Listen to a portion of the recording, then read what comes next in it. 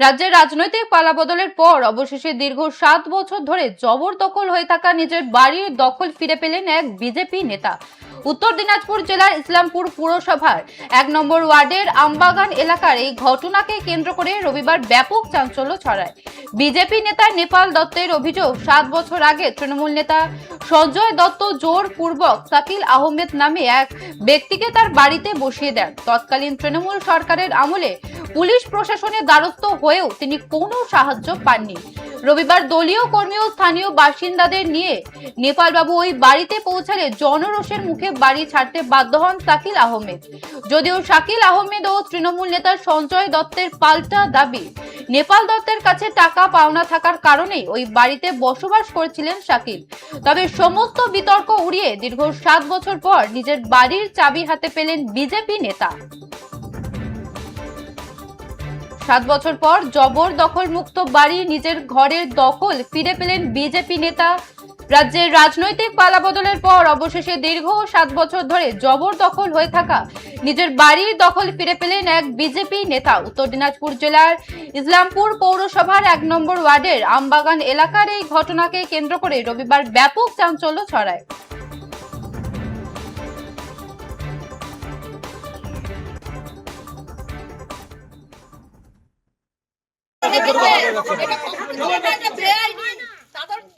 ছিল জন্য তারা আজকে এই পরিণত করেছে। এই যে মন্দির খানার মতো রয়েছে হিন্দু সনাতন ধর্মীদের, দেখুন ওই যে ধর্মের মন্দির দখল করছে, বাড়ি দখল করছে।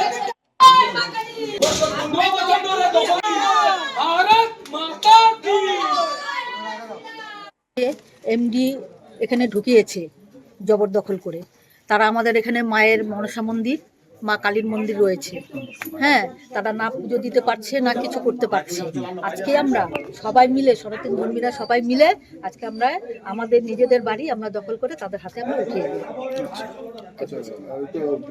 এই যে অভিযোগটা কার বিরুদ্ধে ছিল, যে কে ঢুকিয়েছে?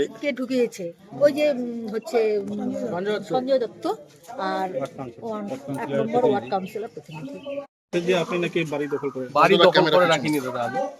আমি ওর কাছে টাকা পাইতাম, নেপাল দত্ত ঝুমা দত্ত দুজনের কাছেই পাইতাম। ও এখন বলছে আমার রেখে লো, আমার বউ না।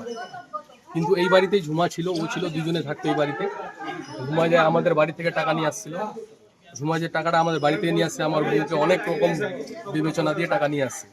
যখন অনেক লোক টাকা এখানে আমরা ঝামেলা করতে আসতো লোকগুলা সবাই, আমিও আসলাম, আমিও টাকা পাই, আমিও আসলাম। এখানে আসার পরে লোকজন অনেকগুলা জমা হলো, কাউন্সিলর ছিল, পাড়ার প্রতিবেশী সবাই ছিল। পাড়ার প্রতিবেশীর বিরুদ্ধে এখানে অনেক কিছু ঝামেলাও করতো। এখানে মানে মেয়ে আনে, মেয়ে ছেলে মেয়ের ভাড়া দিত, দিত, নোংরামো কাজ ছিল অনেকগুলো নোংরামো কাজ ছিল। কিন্তু পাড়া প্রতিবেশী দিয়ে থানাতে একটা দিয়ে অ্যাপ্লিকেশন দিয়ে ওদেরকে এখান থেকে বার করে দেয়। বার করে দেওয়ার পর এখানে জায়গাটা খালি হয়ে যায়। খালি হয়ে যাওয়ার পরে তারপরে আমার সঙ্গে ওর রেল লাইনের ওই পারে দেখা হয়, নেপালের সঙ্গে আমাকে নিয়ে যায়। ঝুমা আমাকে নিয়ে গেছিল, ঝুমা আমাকে নিয়ে গেছিল রেল লাইনের ওই পাশে। সবকিছু কথাবার্তা কমপ্লিট হওয়ার পরে ও বললো, দেখো সবাই আমার কাছে টাকা পায়, লোকগুলা আমার কাছে ঝামেলা করতেছে, সরে দিকে যায়, লোকগুলো আমার কাছে ঝামেলা করতেছে, এরকম এরকম ব্যাপার, তুই একটু ঝামেলা থেকে সরে যা, তোর বাড়ি আমার বাড়ি পাশে। ঠিক আছে, আমি একটু সরে দাঁড়ালাম, বলছে তোর টাকাটা আমি তোকে দিয়ে দিব। তারপরে আমাকে কি বললো, কিছুদিন পরে বলছে এক কাজ কর, তুই আমার বাড়িতে থাক, যেদিনকে টাকাটা তোকে দিয়ে দিতে পারবো সেদিনকে ঘরটা